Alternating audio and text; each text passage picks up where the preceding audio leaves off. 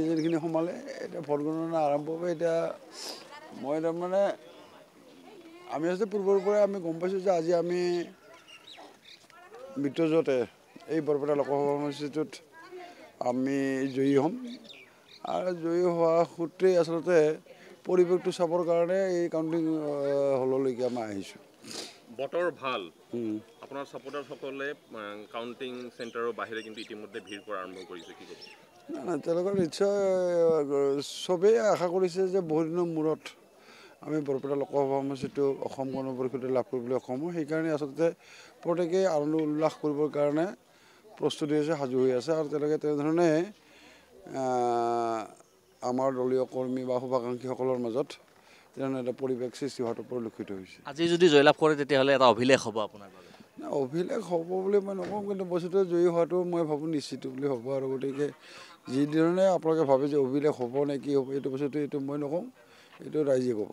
আপুনি মেথমেটিক্সৰ টিচাৰ আছিলে, তাৰপিছত ৰাজনৈতিকবিদ, আপোনাৰ অংক কি কয়, অসমত কি হ'ব আৰু দেশব্যাপীত কি হ'ব?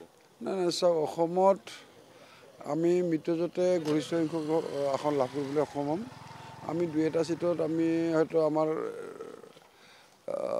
ফলাফল অলপ বেয়া হ'ব, কিন্তু আমি গৰিষ্ঠ সংখ্যক আসনে আমি লাভ কৰিবলৈ সক্ষম হ'ম আৰু মাননীয় মুখ্যমন্ত্ৰী ডাঙৰীয়াই যি তাৰমানে ভৱিষ্যতবাণী কৰিছে, মই এই মুহূৰ্তত সেই কথাটোৱেই ক'ম নিশ্চয় যে ভৱিষ্যতবাণী মুখ্যমন্ত্ৰী ডাঙৰীয়াৰ ভৱিষ্যতবাণী নিশ্চয় ফলিয়াব আৰু তেনেধৰণে আমি এই অসমত আমাৰ মিত্ৰজোঁটৰ ৰেজাল্টটো তেনেধৰণেই হ'ব।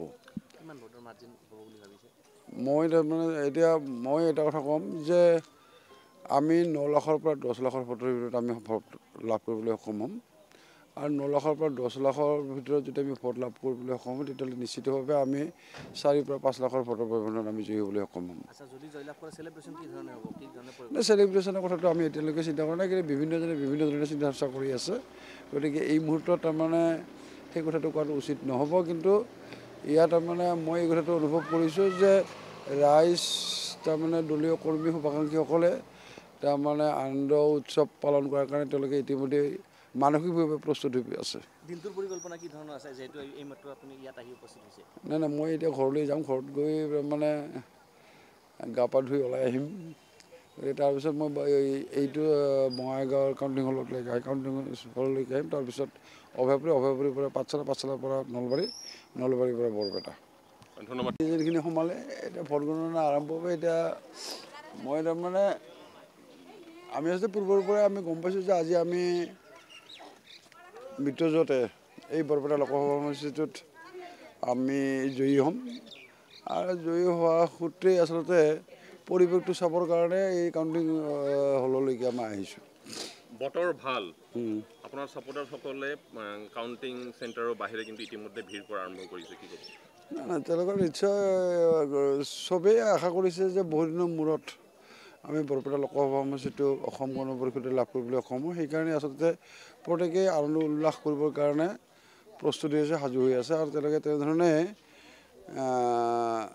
আমাৰ দলীয় কৰ্মী বা শুভাকাংক্ষীসকলৰ মাজত তেনেধৰণে এটা পৰিৱেশ সৃষ্টি হোৱাটো পৰিলক্ষিত হৈছে। আজি যদি জয়লাভ কৰে তেতিয়াহ'লে এটা অভিলেখ হ'ব আপোনাৰ বাবে। অভিলেখ হ'ব বুলি মই নকওঁ, কিন্তু বস্তুটো জয়ী হোৱাটো মই ভাবোঁ নিশ্চিত বুলি হ'ব আৰু গতিকে যিধৰণে আপোনালোকে ভাবে যে অভিলেখ হ'ব নে কি হ'ব এইটো বস্তুটো এইটো মই নকওঁ, এইটো ৰাইজে ক'ব। আপুনি মেথমেটিক্সৰ টিচাৰ আছিলে, তাৰপিছত ৰাজনৈতিকবিদ, আপোনাৰ অংক কি কয়, অসমত কি হ'ব আৰু দেশব্যাপীত কি হ'ব?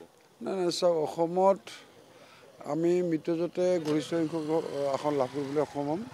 আমি দুই এটা চিটত আমি হয়তো আমাৰ ফলাফল অলপ বেয়া হ'ব, কিন্তু আমি গৰিষ্ঠ সংখ্যক আসনে আমি লাভ কৰিবলৈ সক্ষম হ'ম আৰু মাননীয় মুখ্যমন্ত্ৰী ডাঙৰীয়াই যি তাৰমানে ভৱিষ্যতবাণী কৰিছে, মই এই মুহূৰ্তত সেই কথাটোৱেই ক'ম নিশ্চয় যে ভৱিষ্যতবাণী মুখ্যমন্ত্ৰী ডাঙৰীয়াৰ ভৱিষ্যতবাণী নিশ্চয় ফলিয়াব আৰু তেনেধৰণে আমি এই অসমত আমাৰ মিত্ৰজোঁটৰ ৰেজাল্টটো তেনেধৰণেই হ'ব। কিমান ভোটৰ মাৰ্জিন হ'ব বুলি ভাবিছে? মই তাৰমানে এতিয়া মই এটা কথা ক'ম যে আমি 9 লাখৰ পৰা 10 লাখৰ ভোটৰ ভিতৰত আমি ভোট লাভ কৰিবলৈ সক্ষম হ'ম আৰু 9 লাখৰ পৰা 10 লাখৰ ভিতৰত যদি আমি ভোট লাভ কৰিবলৈ সক্ষম হওঁ তেতিয়াহ'লে নিশ্চিতভাৱে আমি 4 পৰা 5 লাখৰ ভোটৰ ব্যৱধানত আমি জয়ী হ'বলৈ সক্ষম হ'ম। আচ্ছা, যদি জয়লাভ কৰে চেলিব্ৰেশ্যন কি ধৰণে হ'ব, কি ধৰণে চেলিব্ৰেশ্যনৰ কথাটো আমি এতিয়ালৈকে চিন্তা কৰা নাই, কিন্তু বিভিন্নজনে বিভিন্ন ধৰণে চিন্তা চৰ্চা কৰি আছে। গতিকে এই মুহূৰ্তত তাৰমানে সেই কথাটো কোৱাটো উচিত নহ'ব, কিন্তু ইয়াত তাৰমানে মই এই কথাটো অনুভৱ কৰিছোঁ যে ৰাইজ তাৰমানে দলীয় কৰ্মী শুভাকাংক্ষীসকলে তাৰমানে আনন্দ উৎসৱ পালন কৰাৰ কাৰণে তেওঁলোকে ইতিমধ্যে মানসিকভাৱে প্ৰস্তুত হৈ আছে। দিনটোৰ পৰিকল্পনা কি ধৰণৰ আছে যিহেতু এইমাত্ৰ আপুনি ইয়াত আহি উপস্থিত হৈছে? নাই মই এতিয়া ঘৰলৈ যাম, ঘৰত গৈ মানে গা পা ধুই ওলাই আহিম। তাৰপিছত মই এইটো বঙাইগাঁৱৰ কাউণ্টিং হললৈকে আহিম। তাৰপিছত অভয়পুৰীৰ পৰা পাঠশালাৰ পৰা নলবাৰীৰ পৰা বৰপেটা। ধন্যবাদ।